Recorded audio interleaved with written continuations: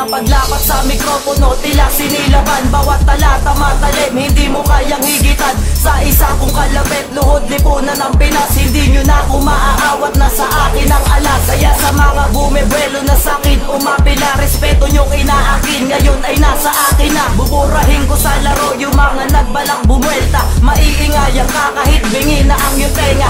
Walang ititira, mga tangay itatabog. Iiwanan ng bakas, ilulubog sa kumunod. Mga bobong tampalasan, inula ng kamalasan. Wala kang patutunguhan, di mo ko matatapakan. Mangarap ka na lang, ulol tanga, wag kang umasa. Masapawan mo ako, dila mo'y kulang pa sa hasa. Rhyme G ang makatang sumusugat ng damdamin. At ako ang dahilan, di matupad mong panalangin. Simulan ko nagtapakan ng sa amin na muna. Bakit sino ka ba?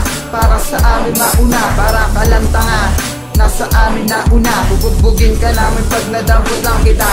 Ang katangahan mong taglay, wala nang kalunasan yan. Pag nagkita-kita tayo, wala ka nang kalalagyan. Bakit kasi kaming tatlo pa ang iyong kinabangga? Ngayon pa lang, maghanap-hanap ka na ng iyong lugar. Kung ayaw mong ibalik kita sa iyong pinanggalingan, kita bata ng mga katagang aming binibitawan. Ngayon pagsisisihan nyo ang ginawa nyong paghamon. Ang mga tulad yung basura amin ang itatapon. Mali kayo ng hinamon sa palupitan ng tugma. Kaming tatlo walang atrasan at handa ng dumigma. Kumakasa sa kahit ano man duelo, kami ang susubin sa katulad mong bobo. Ito ang unang sala ko sa palupitan ng tugma. Si Kay Blanto, huwag ka nang umasa na makaisa sa akin.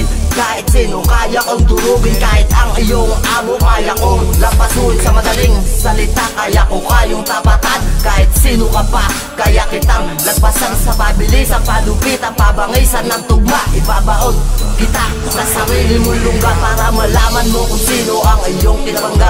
Sige, tirahin mo ako para ikaw ay magiba ng gusto at hindi ka na makapagmayabang pa. Kahit anong gawin mo, sa akin ay durog ka. Kahit magtawag ka pa ng magalamay mo, sa akin di ka uubra, sama mo pa ang boss mo. Kaya ngayon magsama-sama na kayo sa ukay na aking ginawa para sa inyong mga bangkay.